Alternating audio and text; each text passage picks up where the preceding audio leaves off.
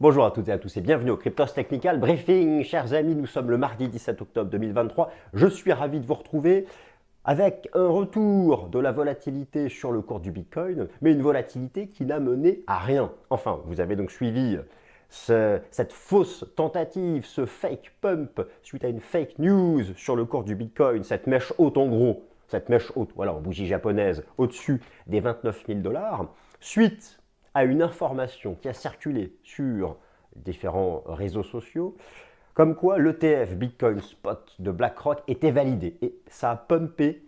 Il y a eu je ne sais pas combien de millions de dollars de liquidation de position short. Ça a dû toucher 30 000 $.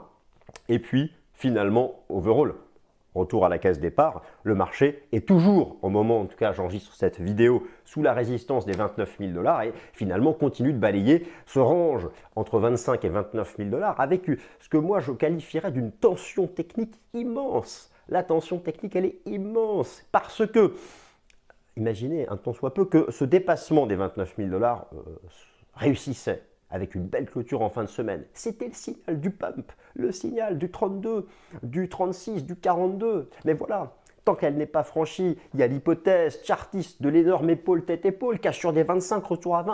La tension technique, elle est immense dans un contexte global, macro-géopolitique, tout autant immense en termes de pression. Bref, moi je retiens quand même un certain nombre de choses. En fait, je trouve que je vais vous livrer un peu mes pensées sur ce sujet, et puis ensuite on fait le tour d'horizon classique. Écoutez, je trouve que c'est une fake news et un fake pump qui en dit long. Alors, fake news, fake pump, le marché vient quand même de faire 25-29. Bon, il n'a pas dépassé la résistance, mais il y avait déjà de la hausse en amont parce que, vous le savez, le régulateur américain, le gendarme boursier, l'équivalent de l'AMF, la SEC, en gros, a décidé de ne pas faire appel contre Grayscale. Vous avez suivi ça, Grayscale, qui a depuis de nombreuses années un des plus gros produits d'investissement sur Bitcoin, mais aussi sur Ethereum, et qui demande depuis longtemps de le transformer en un ETF Bitcoin Spot. Vous savez, les ETF, c'est vraiment la porte d'entrée pour une masse d'épargnants. C'est un produit réglementé, ça rentre dans les enveloppes fiscales, enfin bon bref, ça change la donne, ça a toujours changé la donne. Et donc, la SEC avait perdu en justice contre Grayscale et a décidé de ne pas faire appel. Donc on attend maintenant, qu'est-ce qui va se passer entre Grayscale et la SEC d'ici 2 semaines, on verra. Donc il y a déjà des choses, mais écoutez, moi je trouve que ce qui s'est passé là, ce fake pump au-dessus des 29K, c'est à la fois engageant et en même temps dangereux. Engageant, dangereux, oui.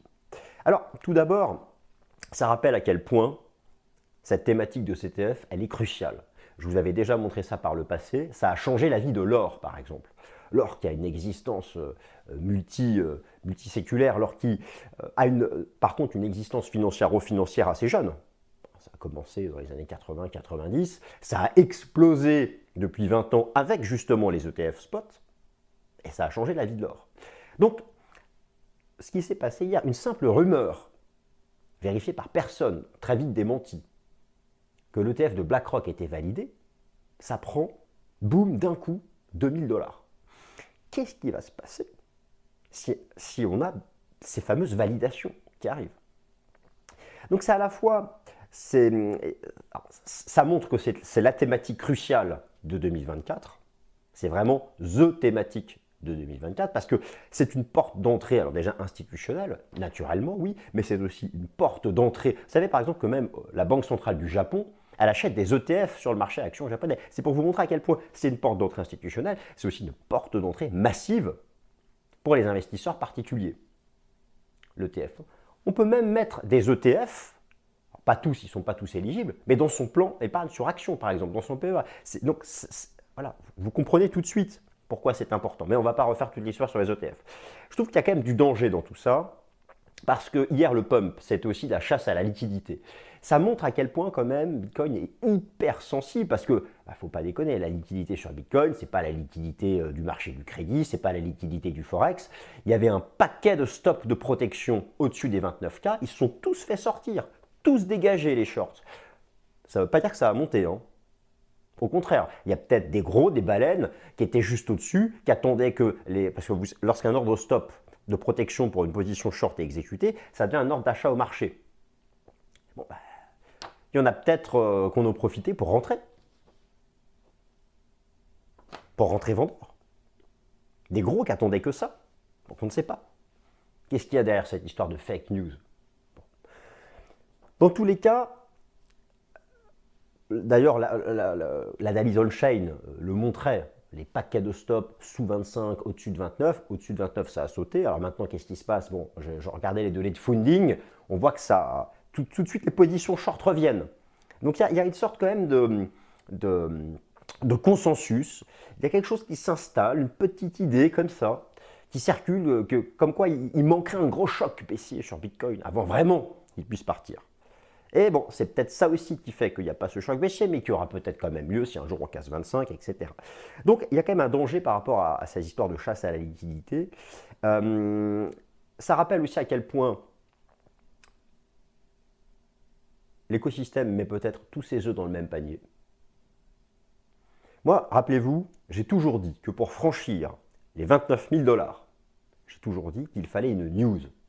Comme le marché est au même point depuis plusieurs semaines, je radote. Je radote tel un papy. Bon, il faut une news pour dépasser ces 29 000 $. Quelque chose en béton armé. Non mais rappelez-vous, à l'époque, combien de temps Son Goku a mis pour battre Freezer? Énormément de temps. En plus, il n'arrêtait pas de changer de forme, sa puissance augmentait, lui-même évoluait. Ça a pris énormément de temps, énormément d'épisodes, je ne me rappelle plus, je les ai tous regardés, peut-être 50, 60 ou 70. Et puis vint le moment où il accéda au stade de Super Saiyan, et là, il a réussi à vaincre Freezer et à franchir un stade. Tout ça pour vous dire qu'au trêve de métaphore, pour franchir les 29 000 $, c'est ce que je retiens, moi, encore une fois, de la séance d'hier. Il faut une news, mais une news validée, pas une fake news. Donc ça prendra du temps. Et tant qu'on n'a pas cette news, le marché ne franchira pas la résistance. Hier, la mèche que vous avez vue, c'est de la chasse à la liquidité, c'était des liquidations de positions short, mais il n'y a pas eu un afflux d'acheteurs. Donc une fake news, c'est bien pour taper des stops, mais pour faire entrer des acheteurs, il faut une news confirmée, validée. Donc voilà, ça c'est... Donc voilà, alors maintenant, moi, au final, on est quand même en même stade. Là, vous allez quand même finir par trouver mes vidéos chaque semaine ennuyantes parce que le marché ne se décide toujours pas. Le Ethereum, BNB, USD sont toujours dans la même situation. Il y a des divs, mais on franchit toujours pas. Et d'ailleurs, hier, c'est marrant que ce soit ETH, BNB, hier, je dis lundi pour ceux qui regardent la vidéo aujourd'hui, mardi. Mais si vous la regardez mercredi, du coup, ce ne sera pas aujourd'hui, mais lundi. Ont tous tapé les fameux points frontières, pivots, seuil décisif, on peut appeler ça comme on veut, sans les franchir. Bon, donc on a des belles confirmations techniques.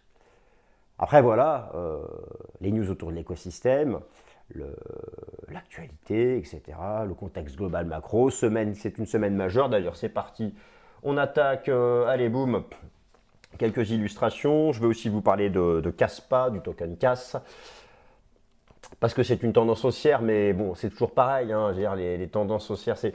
Parfois, alors, on a des belles tendances baissières, on est tout en bas sur des gros supports historiques, ça donne envie, mais on gère son... Mais alors, les tendances haussières, on se dit, oui, il faut toujours trader dans le sens de la tendance, c'est bien. Après, des tendances haussières, c'est que lorsqu'elles sont bien développées, comment on gère son risque? Où sont les stops? Où sont les premiers supports?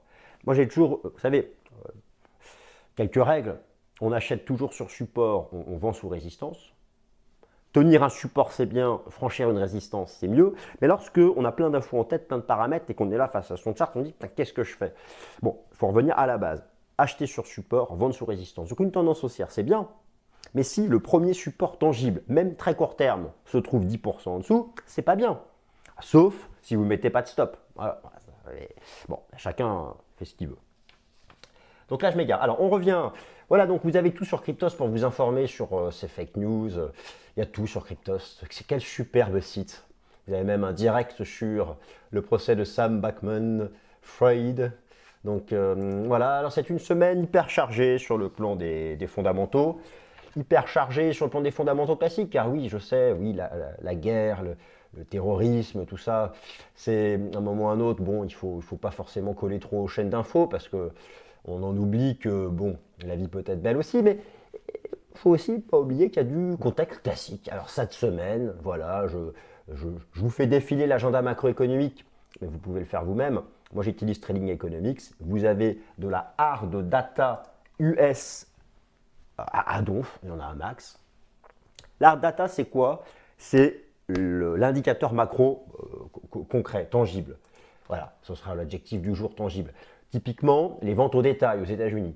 Dans ce débat sans fin sur la probabilité d'une récession aux États-Unis, qui va impacter les perspectives de politique monétaire de la Fed, qui va impacter les taux d'intérêt, qui va impacter le marché crypto du fait des corrélations, etc., etc. Et donc, vous comprenez que c'est un chiffre qui tombe par exemple aujourd'hui et qui est là aussi en zone frontière, le seuil de zéro. La récession de 2007-2008, la crise sanitaire, voilà. Donc, mais il y en a plein d'autres à suivre comme ça cette semaine. À un moment où, alors bonne nouvelle, le marché action américain assure l'essentiel. C'est important parce que le point bas du marché crypto, le point bas, c'était octobre-novembre 2022, ça montre quand même que Bitcoin est un actif risqué. Hein. Valeur refuge, il ne faut pas déconner. Le gold, je veux bien. Valeur refuge Bitcoin, c'est pas vrai. Alors, fly to quality. Larry Fink, le patron de BlackRock, n'arrête pas de dire ça, que c'est la valeur refuge du futur. Ça peut le devenir effectivement si les institutionnels peuvent y entrer massivement et faire entrer leurs clients massivement. Et c'est là où l'ETF spot intervient. C'est pourquoi c'est très important. D'ailleurs, dans l'actualité, il y a aussi Cathy Wood qui disait que récemment, dans une communication, qu'a priori, selon elle, à la SAC, tout le monde est d'accord pour un ETF spot, mais ce serait Gary Gensler qui continuerait de bloquer. Vous savez, le patron de la Fed, il est comme moi, il n'a pas de cheveux. Et bon, ben, il est gentil quand même, on peut être gentil sans pas avoir de cheveux. Bon. Donc, alors, on est toujours, donc là, moi j'ai toujours cette hypothèse d'une vague 4 sur le S&P 500, on peut y croire, voilà, tant qu'on tient les 4350 points, la moyenne mobile à 200 jours, bon voilà, ça c'est plutôt bien pour cet aspect cross asset. Alors, ça je vous l'ai montré la semaine dernière, vous l'avez noté, et je le répète, ça m'a marqué, tous les jours c'est comme ça. Et depuis une semaine et le conflit au Proche-Orient, on a bien noté que lorsqu'on a une grosse session haussière sur les métaux précieux, elle n'est pas haussière sur le marché crypto. Et inversement. La semaine dernière, c'est vraiment les précieux qui ont monté. Regardez le graphique de l'argent, regardez le graphique de l'or. Bitcoin ne faisait rien. Et hier, les métaux précieux prenaient leur prise de profit et Bitcoin a fait son plus 3, plus 4, plus 10, qu'on a eu la mèche de la fake news. Et voilà. Donc, moi, je n'arrête pas de regarder ce chart du ratio Bitcoin-Gold parce qu'il sera en avance. Regardez ici à l'époque, octobre 2020, c'était la sortie par le haut du nuage, c'était le début du pump. Et là, vous voyez, et c'est intéressant parce que quand on regarde tous les graphiques des cryptos prises en individuel, les ratios, et qu'on y applique le système Ishimoku en données hebdomadaires, tout le monde est là. Tout le monde est collé au nuage. Donc à partir de là, voilà, ça passe pas. Alors il y aurait une situation agréable qui serait de continuer de dériver latéralement et d'en sortir par inertie. Bon, ça c'est quelque chose que je surveille. Alors, d'un point de vue de l'impact géopolitique, on va pas, c'est tellement touchy que je vais pas en parler, mais simplement il y a bien toujours un indicateur à suivre. Le scénario du pire d'un point de vue de la bourse, ce serait une explosion haussière du prix du pétrole. Or, comme je vous l'ai expliqué la semaine dernière, entre 80 $ et 93,50, il est neutre sur le plan chartiste, sur le plan d'Ishimoku, sur le plan du momentum. Il y reste pour le moment. Tant qu'il y reste, c'est une bonne nouvelle. D'ailleurs, cette neutralité, vous allez dire, ça va être un peu le mot du jour, c'est facile à dire. Vous savez que cette neutralité est aussi, à court terme, valable pour le dollar américain face à un panier de devises, lui-même prisonnier du nuage en données hebdomadaires. Ce qui fait au final qu'il y a beaucoup de neutralité dans tout ça. Alors, il y a aussi quelque chose, c'est intéressant, je vais vous montrer la crise géopolitique a relancé le marché obligataire. Alors, le marché obligataire qui est vraiment, je vais juste vous montrer une chose. Le marché obligataire de long terme américain, vous montrer sur quel support historique de très très long terme il est revenu. Ça, c'est vraiment à suivre. Le jour où vous aurez la confirmation de la fin de la baisse des obligations à duration longue aux États-Unis, ce sera la confirmation que les taux d'intérêt de long terme ont fini leur hausse. Et ça, ce sera un bon point pour le marché crypto. Je vous montre ça parce qu'on approche de la grosse zone support. On n'y est pas tout à fait. On peut peut-être aller chercher là, stabiliser et ça finira par repartir. Potentiellement en divergence en plus, le nouveau plus bas. Donc voilà, tout ça, ça fait partie des éléments cross-asset que je surveille énormément. Alors, bon, la séance de lundi, en termes de liquidation, elle n'est pas non plus oufissime, mais bon, il ne faut pas. Attention, c'est parce que là, on compare avec, la séance du 17 août, qui était une session de liquidation de position longue. Tout de même, on a, si on fait la comparaison vis-à-vis des sessions de liquidation short, donc l'histogramme, la partie rouge qui est sous zéro, c'était quand même une session importante hier. Voilà, qui s'est traduit donc par cette, par cette mèche. Maintenant, il n'y a pas. Alors, encore une fois, une bougie hebdomadaire. À gauche, vous avez les bougies japonaises en données hebdomadaires et à droite en données journalières. Elle n'a aucune valeur tant qu'elle n'est pas clôturée. Mais ça montre à quel point c'est the niveau, c'est voilà, c'est la ligne de coût du double top, les 29 000 $.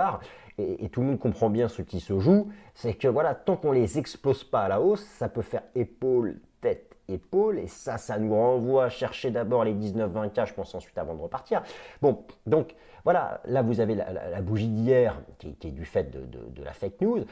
Au moment où j'enregistre la vidéo, on reste encore collé au niveau. Donc, il y a le niveau journalier qui est à 28 600, le niveau hebdo 28 29. Bon, on comprend bien la zone qu'il faut faire sauter. J'y ajoute aussi les enseignements du système Ishimoku. Bon, et vous allez voir, le temps que ça apparaisse, voilà, regardez comme c'est incroyable. On a envie de sortir du nuage, mais alors, idéalement, si on arrive à tenir à plat, on en sort par dérive latérale. Et ça, ce serait fantastique. Ce serait fantastique. Donc, j'ai l'impression que cette fois-ci, ok, il y a de l'actualité cette semaine, mais d'un point de vue purement technique, il y a un timing à noter cette semaine. Voilà, et si on pouvait, la semaine prochaine, voilà, si on se maintient au même niveau, on en sort sans avoir dépassé la résistance. Bon, donc ça, voilà, il faut vraiment, c'est passionnant à suivre, parce que voilà, le débat fractal de fond, c'est toujours pareil. Si la vague 1 est terminée ici, là on a fait une 2 en A, B, C, elle est déjà terminée et c'est bon. Mais si la vague 1 est terminée ici, là en fait on est simplement en train de faire la vague 2 en A, B et il manque une C.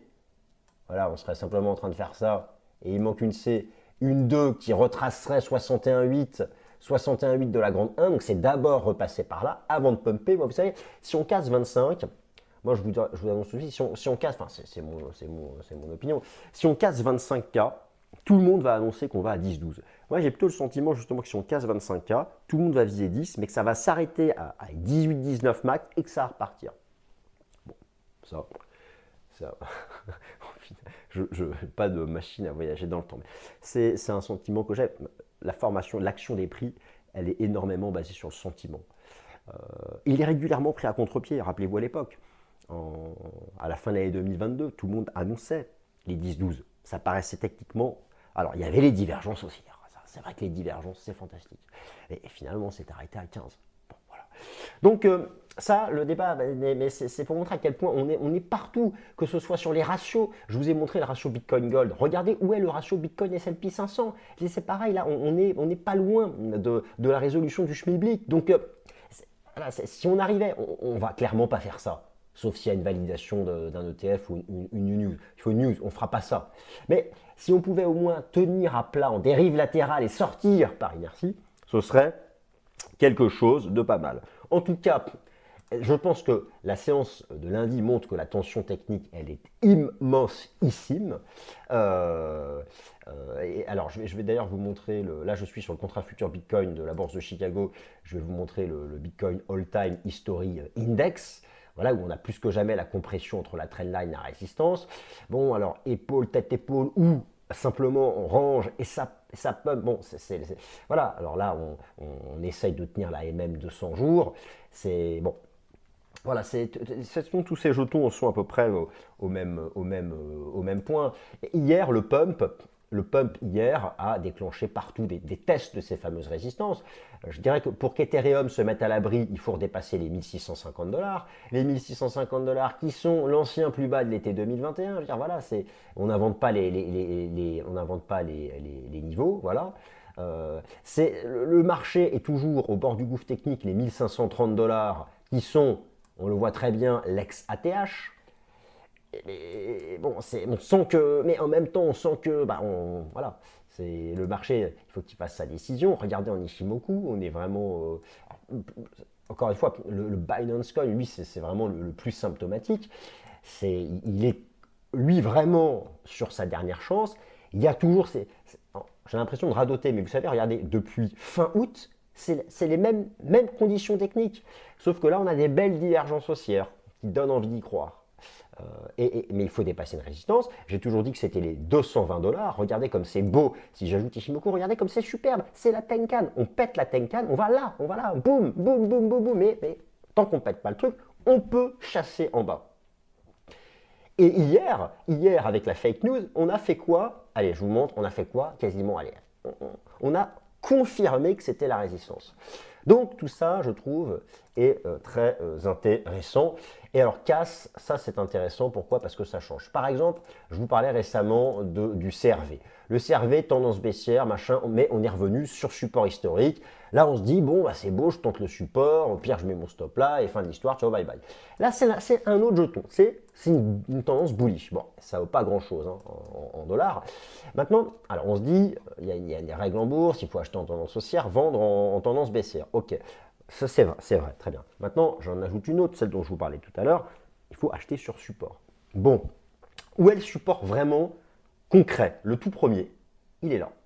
Il est là. Vous avez cette trendline hebdo, vous avez la moyenne mobile à 30 semaines de Stan Weinstein, la moyenne mobile à 200 jours et c'est ce niveau chartiste. Donc en gros, le premier support tangible, il est là. Il est là. Là, acheter maintenant, où est-ce qu'on met son stop? Alors, un trait de court terme, je mets mon stop là pour viser ça. Moi, ça ne m'excite pas. Hein, moi, ça ne me provoque aucune réaction. Donc voilà, après, oui, c'est une tendance bullish. Donc en tendance haussière, la probabilité qu'elle se relance est supérieure à la probabilité qu'elle s'inverse. Si on casse cette résistance, on fera un niveau plus haut. Très bien, ok. Moi, je dis c'est une tendance haussière. Ok, ça s'achète, mais ça s'achète sur support. Et voilà, chers amis, ainsi s'achève le Cryptost Technical Briefing. Passez une bonne semaine et à la semaine prochaine. Salut!